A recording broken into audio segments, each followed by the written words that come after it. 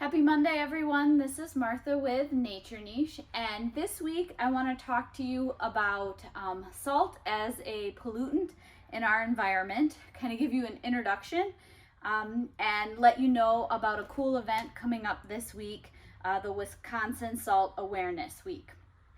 So this is a topic I've been meaning to cover since last winter, and one that I'm honestly still getting my head wrapped around. But I think it's important, and I watched a webinar last week hosted by the Wisconsin Sustainable Business Council, which featured the Wisconsin Saltwise Partnership. And boy, do they have a lot of great resources. So why should we care about salt in the environment? Well, it threatens our fisheries, tourism, the economy, our quality of life, and the health of our aquatic ecosystems. And where does it come from? Well, anthropogenic sources of salt, including chloride, occur in the environment in runoff from the application of rock salt to roads and other impervious surfaces, as well as other deicers. And it flushes from the water in our water softeners. The salt is not removed during standard wastewater treatment processes and ends up in our rivers and our lakes, nor does it get flushed out of anything that happens within our personal septic fields. That ends up going down into the groundwater.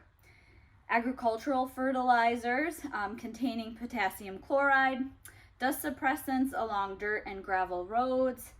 And it's really important to understand that once you put salt down, it doesn't go away.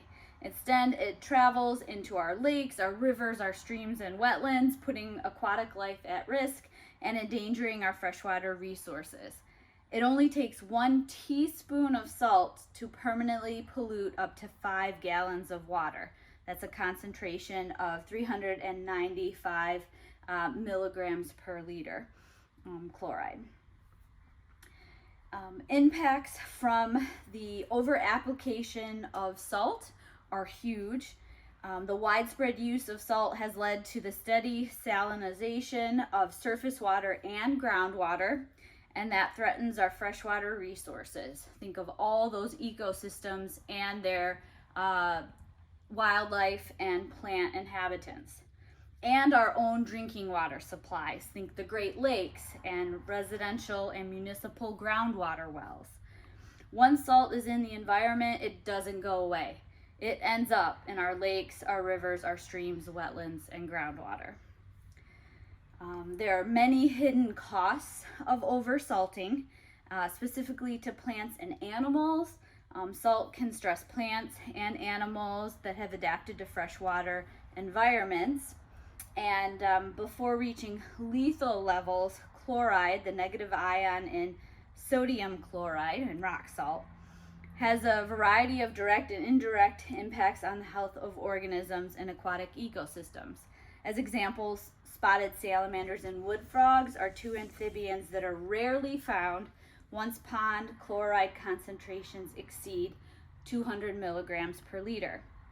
Increased salt concentrations make wood frogs more susceptible to parasites, and the embryonic survival of spotted salamanders decreases by 32% at 145 milligrams of chloride per liter and decreases 97% at 945 milligrams per liter. This is equivalent to 3 teaspoons of salt in 5 gallons of water. Scientists hypothesize that the young of many wildlife species are impacted before the adults because the organs that help with osmoregulation, things like the kidneys and gills, they help regulate salts in the body. They aren't fully formed yet. Rainbow trout in high but environmentally relevant salt concentrations, around 3,000 milligrams per liter, are known to experience decreased rates of growth, both length and mass, after 25 days. And these were by studies by Bill Hintz out of the University of Toledo. Zooplankton decrease at about 50 milligrams per liter chloride. And then algal growth increases, creating murky waters. And without the zooplankton, many fish species, and then the fish that eat the smaller fish, have much less food. Salt spray, runoff, and soil contamination also desiccate and impact plants and impact their water and nutrient uptake.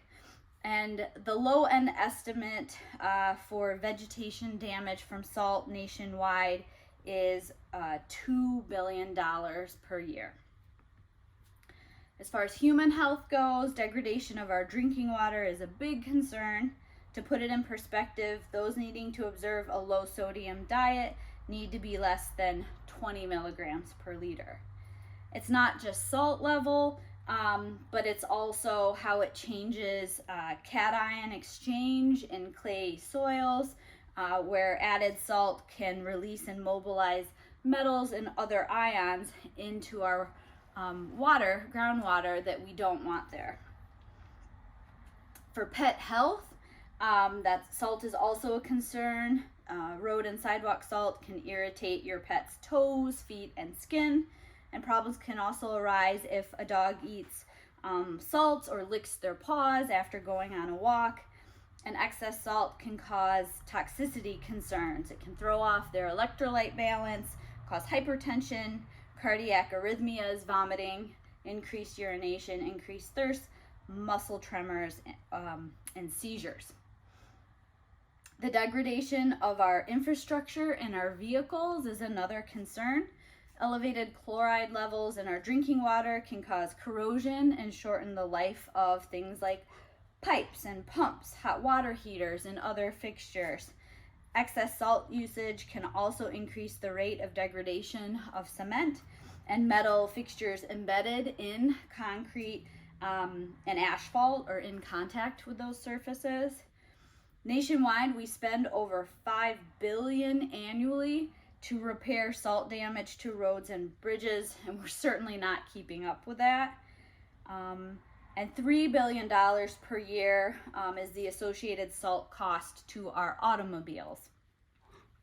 Estimates indicate that for every dollar we spend on using salt, that yields $10 worth of damage.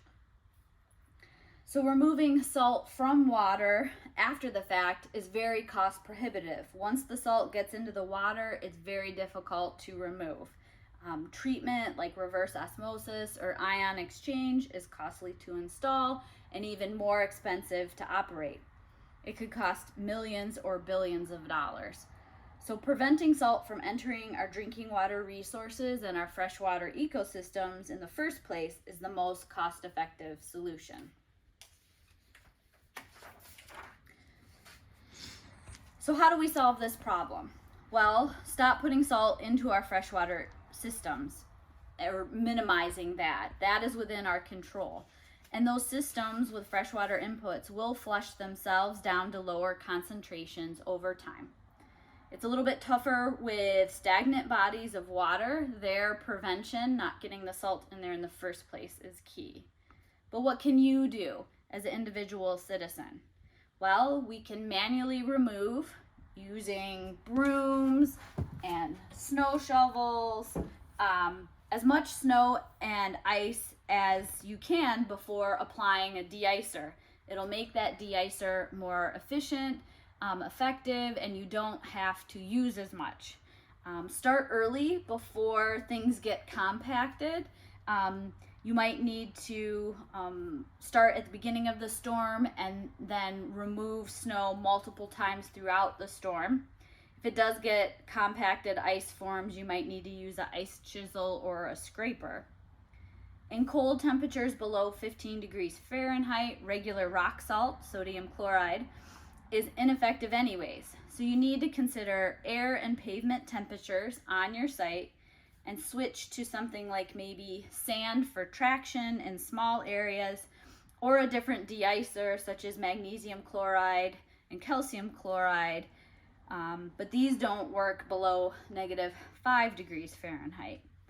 Blended deicers, you certainly need to read the product label for some specific instructions.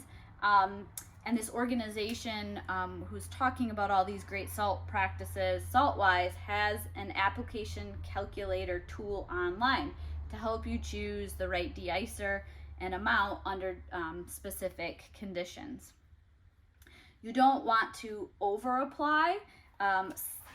A 12-ounce coffee cup of rock salt is enough to treat a 20-foot driveway or 10 sidewalk squares. And when you scatter it on the ground, you don't want those pieces touching one another. They should be about 3 inches apart as a density to aim for. You definitely want to use brooms and sweep up any extra salt or spills that may happen.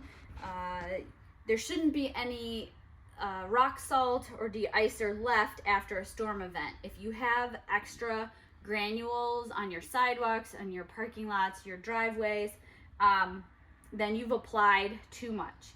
And that deicer can become a trip hazard, it tracks inside, and leads to extra cleaning costs. It's important to store your deicers securely where wind and rain won't impact them or spread them around. You want to go for full containment of your de-icing items.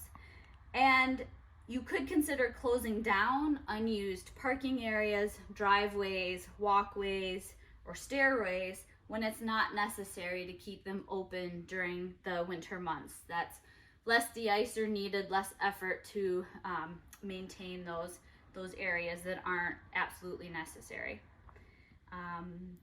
In the webinar that I listened to last week, somebody mentioned the use of black oil sunflower seed, bird seed in small areas like residential driveways and walkways. That one certainly caught my attention.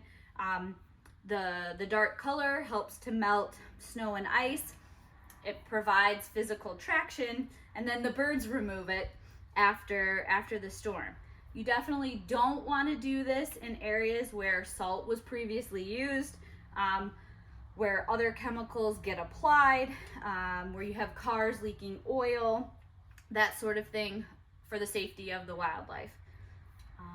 You can ask your maintenance professional about practices, things like their equipment calibration. Could they use live edge plows to get more snow off the surface? Do they do training? Are they using the right quantities and deicers for different site conditions? And encourage businesses and your neighbors to apply deicers responsibly. We can help each other be better freshwater stewards.